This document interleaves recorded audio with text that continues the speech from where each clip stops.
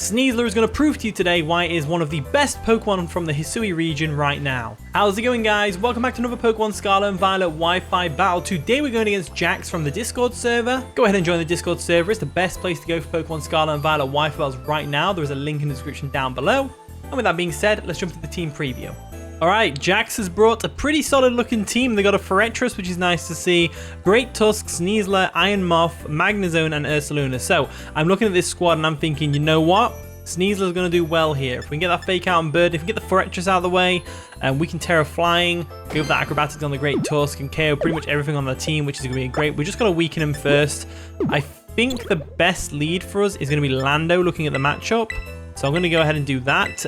If they do Terra Ice with the Magnezone, we can take it because of the Yache Berry. So let's just kind of go from there.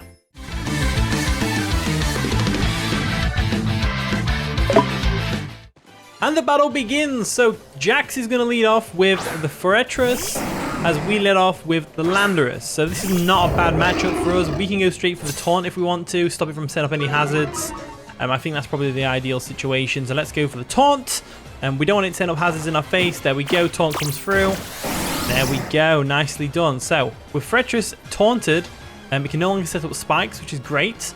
Now we just go for a Stealth Rocks just to get some chip damage every turn. And then we go hard into Dragapult. Never mind. They're going to switch out into the Forretress and they're going to go something else.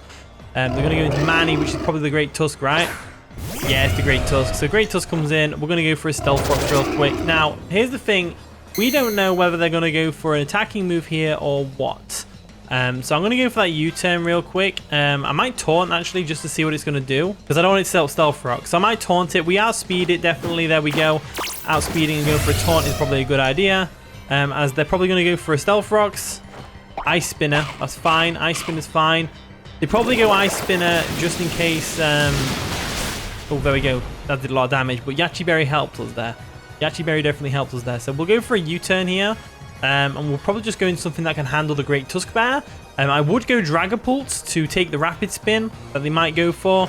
But it's a bit risky because obviously Ice Spin is right there. I don't want to get my Dragapult hit by an Ice Spinner. Plus Dragapult is a physical set and can't really take on the Great Tusk very well. So I think my best bet here is to go Rotom. So I'm going to go Rotom real quick. Then we go into Bosch. Rotom Wash. There we go. As they go for a knockoff, which is fair enough. Knockoff does some decent damage. We are physically defensive, so we're going to be able to take it like a champ. A Great Tusk is clearly an offensive set, though. Definitely an offensive set. So what we're going to do now is they kind of have to either leave the hazards up or they switch out into something else. Nothing on the team really wants to take a Hydro Pump, though. So I'm going to go for the Hydro Pump. And hopefully we can just kind of get a KO on the Great Tusk here. That'd be nice. They're going to withdraw the Great Tusk. They don't want to get hit by a Hydro Pump, which makes a lot of sense. And they're going to go into the Forretress. So getting the weakness on the Forretress is actually ideal. So we can go ahead and go for a Hydro Pump right now. Hopefully we don't miss. We do miss, unfortunately. We don't have much of a way to deal with this thing. So I'm half tempted to Will-O-Wisp it. But at the same time, I'm also like, do I want to Will-O-Wisp, but I don't want to just switch out into something else. For example, the Gardevoir. So I think I'm going to go for a Volt Switch here. Volt Switch should be fine. It gets a bit of chip damage off on the Forretress as well. Nice bit of chip damage, which is good. And then we'll just go straight into our Gardevoir. And the reason we have Gardevoir is purely because Gardevoir has been pulling out all the stops recently. So, you know, when I was testing this team on Showdown, Gardevoir does really well. So, we're going to trace it sturdy, which is always nice. If they go for a Gyro Ball here, it's not going to 1 KO us. They go for a Stealth Rock, get them Stealth Rocks up on their side of the field, which makes a lot of sense. It's going to hurt my team quite a bit. As now we get to go for a Mystical Fire. However, I kind of want to trick this thing. Because I'm thinking, what do they switch in? Probably the Magnezone or the Ursaluna or something along those lines. They haven't got a lot to switch in, to be fair, to a Moonblast or a Psychic. Psychic's probably the best option. I think if they assume we're going to go Mystical Fire, they probably go into the Iron Moth, right? Why don't we trick whatever they bring in? No, let's go for Mystical Fire. Play it safe. Let's just play it safe. There's no reason to overpredict here. Let's just play it safe. They do switch out. If they go Iron Moth, we're going to get a special attack drop on it anyway, so it's not a big deal. Mogura. The Magnezone comes in. That's actually even better. So they bring the Magnezone in. They're going to float in the air with their air balloon, not that it matters.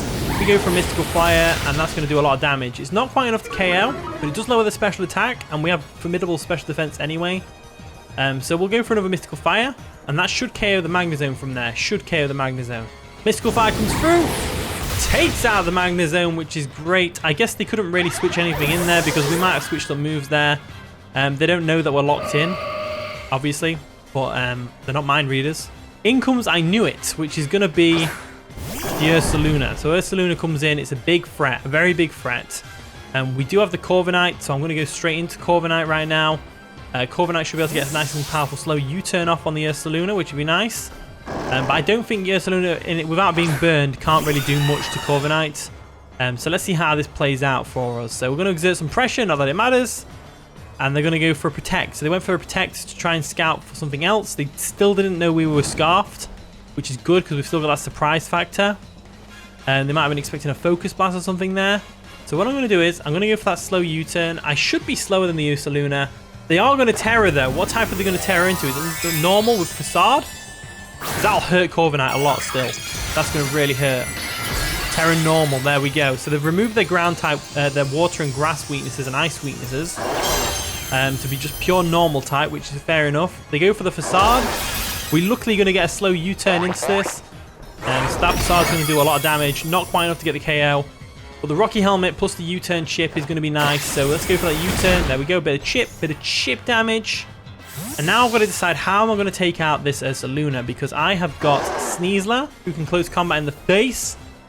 I've also got Dragapult, I've also got Gardevoir, I've also got the Landorus, who can go for the Intimidate. I'm just thinking, do I need Landorus for anything else?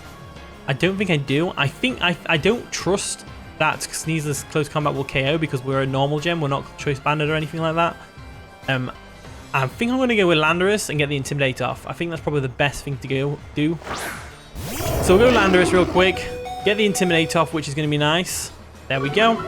And we'll just go for an Earthquake here. And we'll go straight for the Earthquake and get some chip damage off on this Ursaluna. That's the best way to go about this, I think. And also we're lowering its attack with Intimidate, so it's like, you know, it's all good here. So they're going to withdraw the Ursaluna.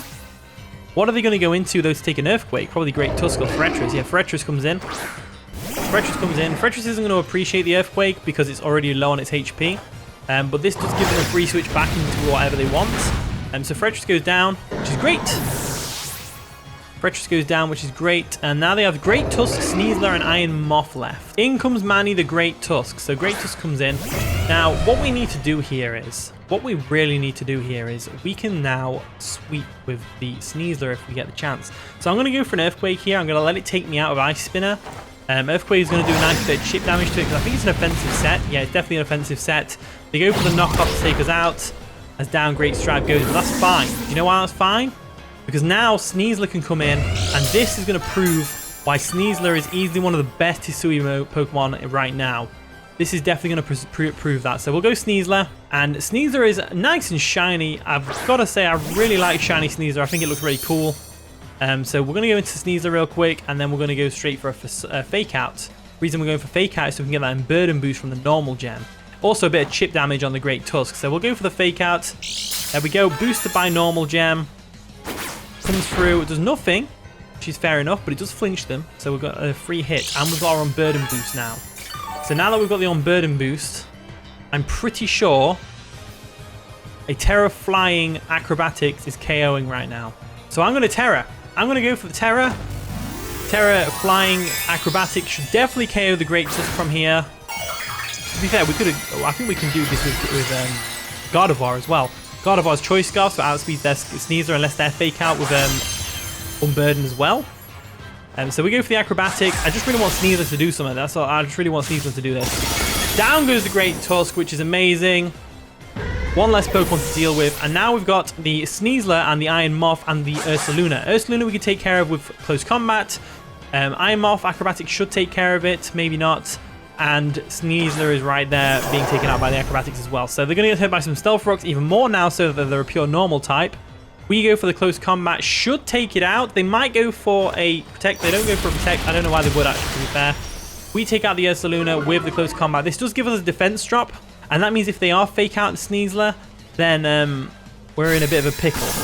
Because it'll come down to a speed tie then. And that means they'll outspeed our Gardevoir as well and go for a Dire Claw. So we have to be very careful with what we do here.